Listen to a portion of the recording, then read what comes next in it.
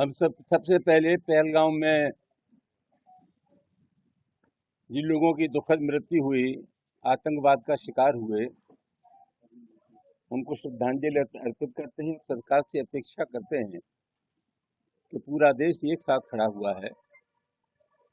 सुरक्षा में चूक कहाँ हो गई, उसकी समीक्षा करने की आवश्यकता है और इस प्रकरण में जितनी कठोर से कठोर कार्रवाई संभव हो वो सरकार को करनी चाहिए, जिससे भविष्य में इस आशय की घटनाओं की पुनरावृत्ति न हो।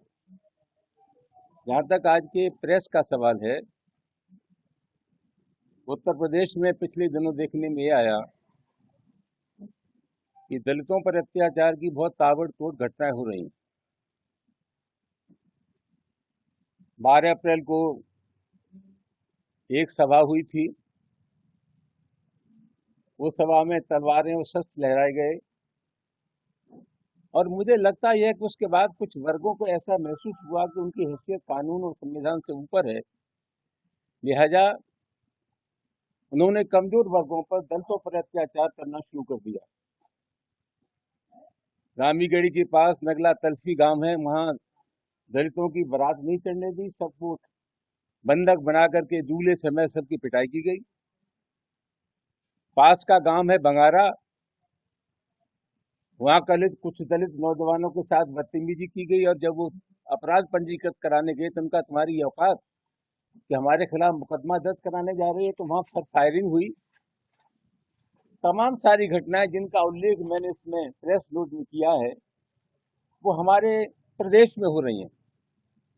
और उत्तर प्रदेश के मुख्यमंत्री का ये कहना कि अमन है पूरे प्रदेश में, कानून व्यवस्था की स्थिति बहुत बेहतर है, मैंने इसमें जिक्र किया है कि मैं समझता हूं उत्तर प्रदेश की कानून व्यवस्था की स्थिति को नापने के लिए सुप्रीम कोर्ट का कमेंट ही काफी है। आज स्थिति क्या है? एक तो अभी फतेहपुर सीकरी में डॉक्टर अम्बेडकर की प्रतिमा तोड़ दी गई और पिछले कई वर्षों में देखने में ये आता है कि जहां अम्बेडकर की प्रतिमा तोड़ी जाती है वहां विकल्प के तौर पर प्रशासन एक नई मूर्ति ला करके लगा देता है। कहीं कोई प्राथमिकी दर्ज नहीं हुई, कहीं कोई खिलाफ कार्रवाई नहीं हुई। अगर एक मामले में कठोर कार्रवाई होती तो वैसे चला जाता। और फिर मैं नहीं समझता कि लोगों की हिम्मत होती इस तरह का कुकृत्य करने की, लेकिन कोई कार्रवाई नहीं हुई।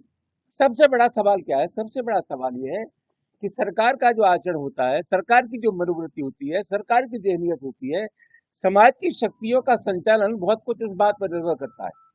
मुझे लगता है कि इस प्रदेश में कुछ वर्ग विशेष के लोग ये समझने लगे हैं कि हमारे दिल की सरकार है, हमारे मन की सरकार है और हमारी हैसियत संविधान और कानून से ऊपर है, जिसकी वजह से ताबड़तोड़ घटनाएं हो रही हैं। हमने भी इन दोनों गांवों का दौरा किया। इन दोनों गांवों का दौरा करने के साथ खैरागढ़ में जिस नाबालिग बच्ची के साथ बलात्कार हुआ, हम लोग वहां भी गए थे। अभी कल परसों आपको मालूम है बुलंदशहर में घटना हुई। तो उत्तर प्रदेश में तमाम इस प्रकार की घटनाएं हो रही हैं। एक बाढ़ सी आ गई है और उस पर कोई नियम कुछ नहीं है।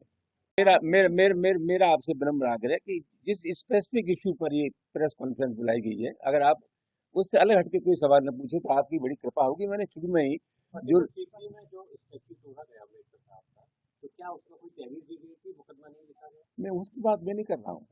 मैंने कहा ना कि फौरन प्रशासन क्या करता है कि वहां गए और मामले को शांत किया और कहा कि भाई हम दूसरी मूर्ति लगवा देंगे। तमाम स्थानों पर तहरीर दी गई। सवाल एक घटना का नहीं है, अनगिनत घटनाएं हुई उत्तर प्रदेश में और एक भी जगह कोई कार्रवाई नहीं हुई है जहां लोगों ने प्राथमिक दर्ज कराने की कोशिश नहीं की। उन्होंने कहा पटाक्षेप करिए, नई मूर्ति हम लगा देंगे। तो ये सिलसिला बहुत दिनों से चल रहा है। ये जिस पे विराम लगना चाहिए और लोगों के खिलाफ कार्रवाई होनी चाहिए। सर जी, अहमदपुर के जो दोनों गांवों का नाम आपने लिया, पुलिस का साफ तौर पर कहना ये है कि ये आपसी विवाद था जिसे जातीय रंग दिया जा रहा है। ये गरीब आदमी की बारात चढ़ रही थी, मथुरा से बारात आई थी और उसको जातगत रंग दे दिया। क्या बात करते हैं? भंगारा गांव में लोग एफआईआर दर्ज कराने गए, ताबड़तोड़ गोलियां चली गांव में। क्या बात करते हैं? और पेशबंदी में ये किया, जब बारात का मामला था, बारात चढ़ने वाली थी तो सबको बंधक बना करके पीटा गया। फिर बाद में एक प्राथमिकी ये प्रशासन ने दर्ज कर दी तो डीजे बज रहा था। डीजे पे कोई अश्लील गाने तो बजे देते।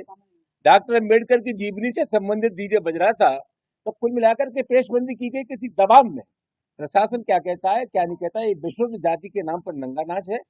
उत्तर प्रदेश में दलित अपने आप को ठगा महसूस कर रहे हैं, लोग पलायन करने की सोच रहे हैं और जंगल राज है। यहाँ का कमजोर व्यक्ति, दलित व्यक्ति सुरक्षित नहीं।